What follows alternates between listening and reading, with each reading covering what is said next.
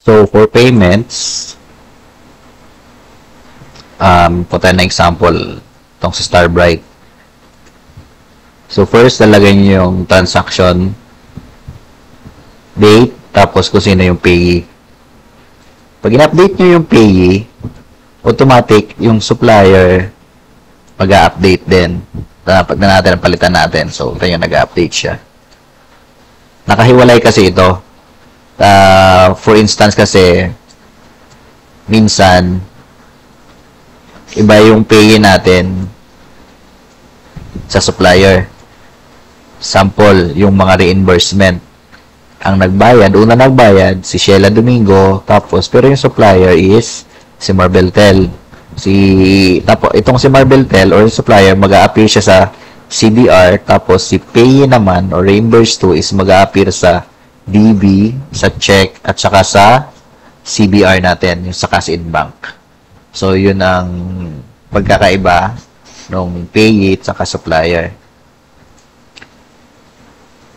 Ayan, sample lang Starbright. So, yung gross amount, lagay natin. Yung details. Kung mayroon ng invoice number, tapos invoice date, tsaka invoice number. Tapos, pili natin or select natin yung AIP na paggagamitan natin. Pwede kayong mag-search pala dito, So, kahit anong word, pwede nyo i-search. Tapos, hanapin nyo na lang kung saan yung AIP gagamitin nyo. Automatic, makikita nyo na yung AIP monitoring nyo. Mababawasan yan. Purchase of amount is 221.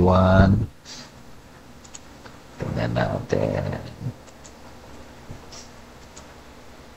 Ayun. So, ito yun. Si 221,000, binawasan natin ng 15,000. Ito siya. So, other na transaction na nabawas sa EIP. So, may accumulated balance na lang siya. Or yung total balance niya na lang is 184,000. So, pagkatapos niyan, dito sa payment type, pili lang kayo kung DB ba or petty cash. So, ito is DB siya. Pag-click nyo yung petty cash, create kayo ng new DB. So,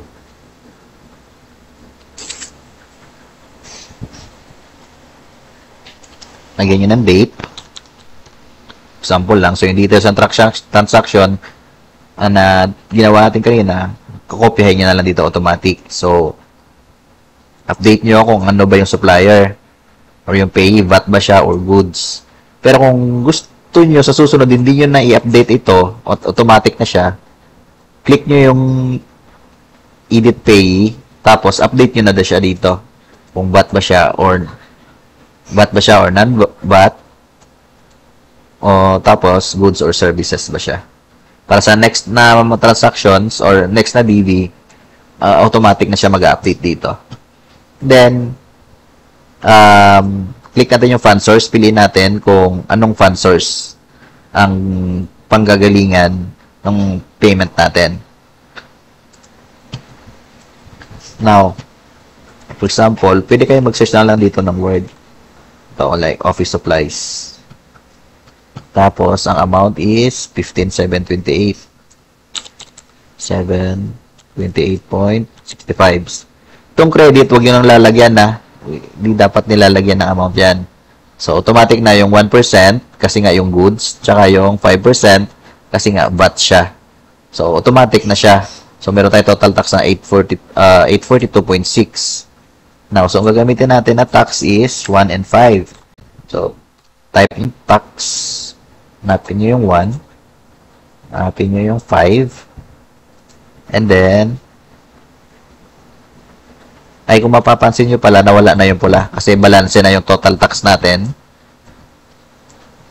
Total tax natin, 842. Tapos yung dalawang tax dito, 842 din. So, ilalagay na natin yung cash in bank. So, ito na yung net na ibabayad natin sa supplier. Next is, ilagay mo yung check date. 51. Tapos yung check number. So, kung mapapansin nyo, yung net amount dito is kinopya niya na. Automatic na din. Now, pag naglagay na kayo ng amount dito, tapos ginalaw nyo ito, may ginalaw kayo dito, palitan natin to ng, sabi natin 800. Tapos 800. Tapos, pala yung cash in bank. So, naging 14,078.22 na siya. Pero yung una is 14,886 lang. So, magkakaroon na siya ng diferensya. So, para i-update ito, pwedeng kopyahin nyo itong amount, tapos i-paste nyo lang dito, or update nyo lang din ito. Para kopyahin nyo yun doon. And then, yung tatlong name. Tapos, pwede na kayong mag-print ng DV nyo. And 2307 nyo. So, ilagay nyo pala yung kwan na. One lang naman to eh. One time. Name ng principal, tsaka yung team. So, meron na kayong 2307. Tsaka kung may na-delete pala kayong DB, pwede pala itong palitan na. Na-i-edit yan. Para magamit nyo yung mga na-delete nyo na DB.